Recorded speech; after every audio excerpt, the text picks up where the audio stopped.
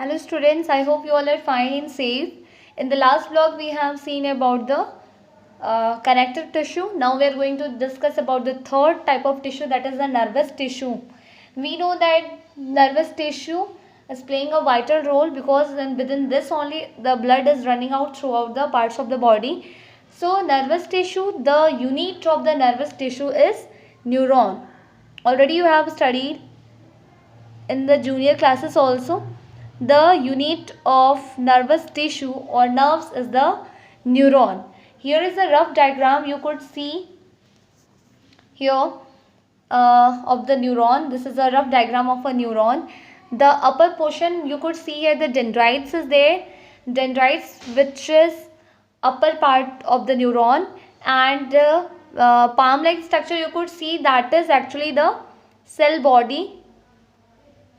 The palm like structure which is visible, that is actually the cell body, and downside the longitudinal part that comprises of axon, and at the end you could see the the thread like structure is there, which is having a end, which is appears to be dot like structure.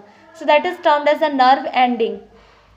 Okay, the neuron is responsible for carrying the signal or stimuli from the organs to the brain, or vice versa it is written. That means it can carry the messages from the brain to the organ also. As we know that this is as suppose you are walking in a way, okay, and suddenly a bus or a bike is coming towards your side. What you will do? You will suddenly move across side, isn't it? You will not wait that that bike is coming and striking you, isn't it? So that is also a kind of stimuli, which this nervous tissues are active and they are giving signal to the brain for the activity.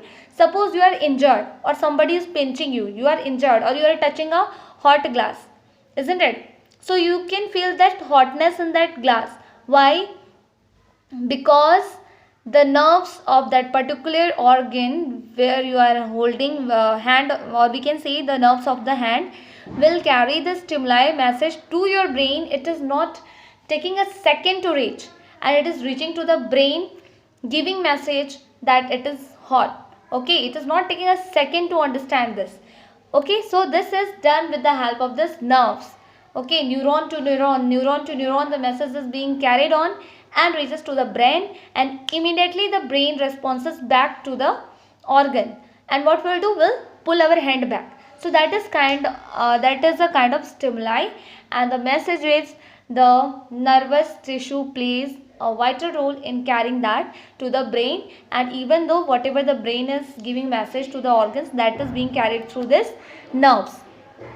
Okay, so how this message is being carried out, and this message can be termed as a stimuli or signals. Okay, this message is carried in the form of electrical impulses, just like in the house how the bulb is glowing or the fan is working due to the electrical wiring, isn't it? Due to the electrical wiring, the current is flowing through those wires, and hence it is reaching to the bulb, it is reaching to the fan, and hence those devices are working, isn't it? So similarly here, this nerves or the nervous tissues are functioning as a wire of the body. They are functioning as the wires of the body, and throughout this wires or throughout this nerves, the messages is being carried out from the brain to the organs, or from the organs to the brain, and even though this is responsible for carrying the blood along with that.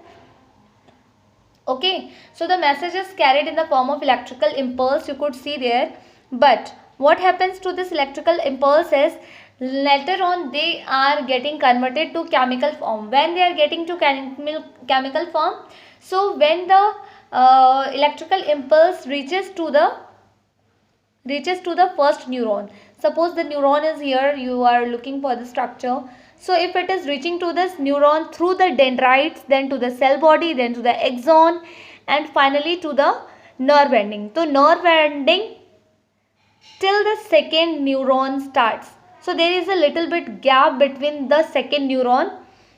Okay, there is an intermediate gap between the first neuron and second neuron.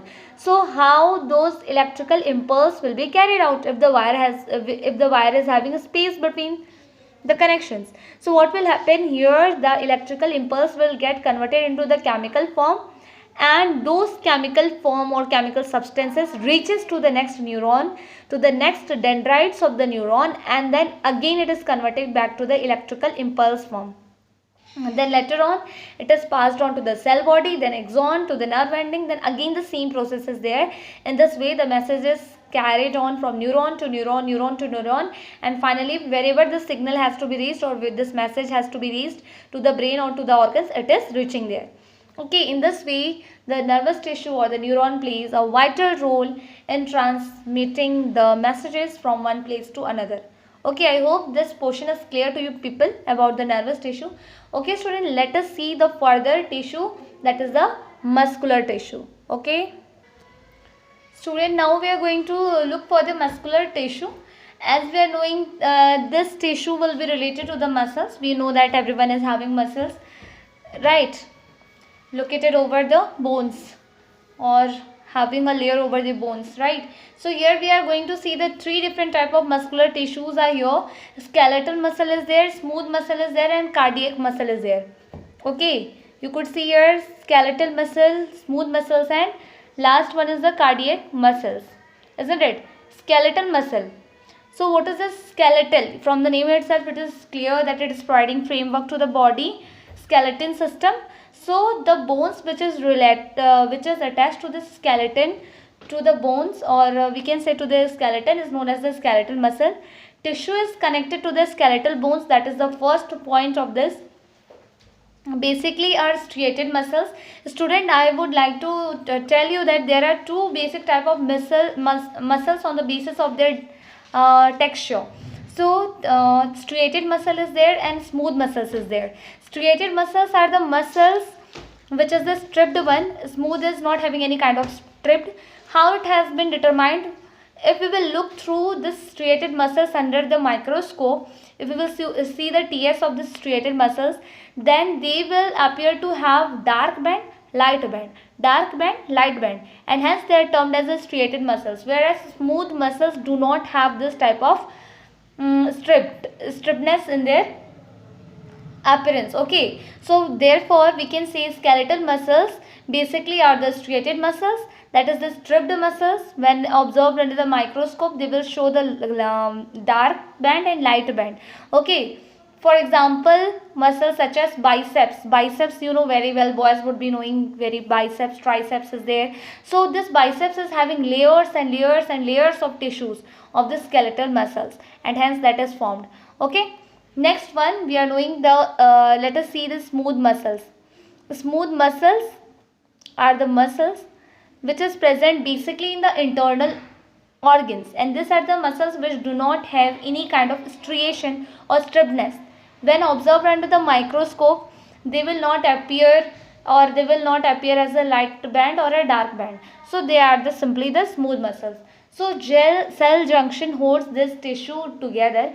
We are knowing that there are different type of cell junctions. Cell junctions means the association of cell to work together, and they are forming a kind of attachment to each other, a kind of communication to each other, and that is termed as the cell junctions. So this cell junctions hold this tissue together. Smooth muscles is held up together by this type of junction or by the association of the cells of this smooth muscles. Okay, the origination where it is found, walls of internal organs. Okay, it is found in the walls of internal organs, just like blood vessels internal walls they will be present, in the stomach internal walls they will present, and in the intestine also internally lining will be found of this smooth muscles. Okay, etc. These are the few examples. They are present in another organs also. Next one is the cardiac muscles. Student, next one is the cardiac muscles.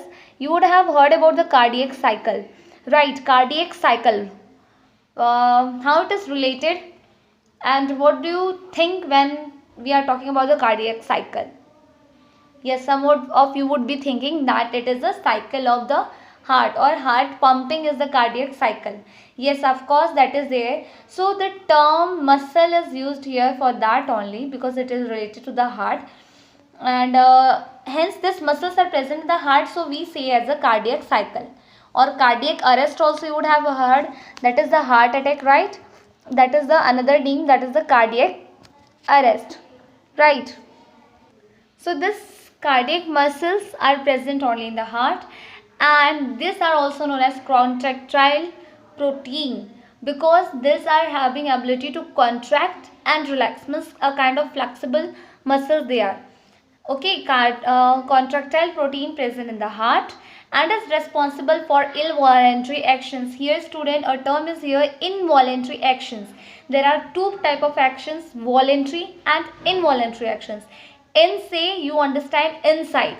So whatever inside actions is taking place, that is involuntary actions which you cannot regulate by your own. Okay, which you cannot regulate by your own, and hence that is termed as involuntary actions. You cannot regulate by your willingness. Just like respiration, if you think that let me stop my respiration for 1 minute, is anyone will be able to do? No, right? And if anyone is trying also, then that will be stopped for forever, isn't it?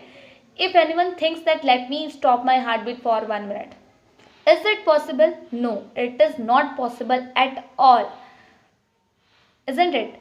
If the willingness is also there, then also it cannot be stopped. So here the internal functions, metabolic processes, functions by the internal organs, whatever the activities or actions is going on, that is not regulated by our willingness, that is automatic, which is being processed in a regular interval period of time, and hence it is termed as involuntary actions. Okay, so cardiac muscle is the type of muscle which is responsible for the involuntary actions. We are knowing that heart, that is not in our regulations. Okay, next one, have the ability to contract and relax. This cardiac muscles is having ability to contract and relax. We are knowing the heartbeat is there, so obviously this muscle is contracting and relaxing, they are having that ability, right? Next one is, we could see here one more thing I wanted to explain here about the voluntary actions. Involuntary, I have told you. Voluntary actions is those type of actions which is, here you could see voluntary action. Light problem is there, student. Voluntary action is regulated by our willingness.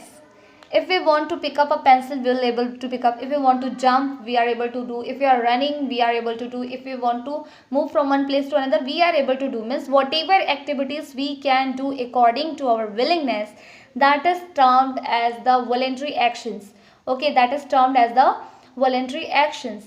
So these all are the activities we can do to our willingness. But if suppose you are walking to your assembly, you are walking in a line, definitely everyone would be walking in a line, otherwise you will be punished, right? So you're walking from the classroom to the assembly, or coming back from assembly to the classroom in a proper line.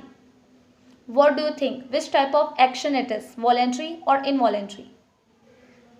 Some might be thinking voluntary, some might be thinking involuntary. Then definitely student, it is a kind of involuntary actions. Yes, of course you are walking, that is according to your willingness, but even though you don't want to walk in a straight line, you have to walk, right? So that is a kind of involuntary actions. Means all those systematic things which you are doing, even though you don't want to do, even though you are not willing to do, even though you have to do that, so that is coming under the involuntary actions. So one more thing I wanted to mention here, smooth muscles is the non-striated muscles. Skeletal muscles here are the striated muscles, okay, which is the strapped muscles. Striated muscles are involved in the voluntary actions. Striated muscles are basically involved in the voluntary actions, whereas smooth muscles are involved in the involuntary actions. Remember these points. Okay students, so we have completed the muscular tissue here, and hence we have completed all the different types of animal tissue. Okay students, I hope this is clear to everyone. Thank you and have a nice day.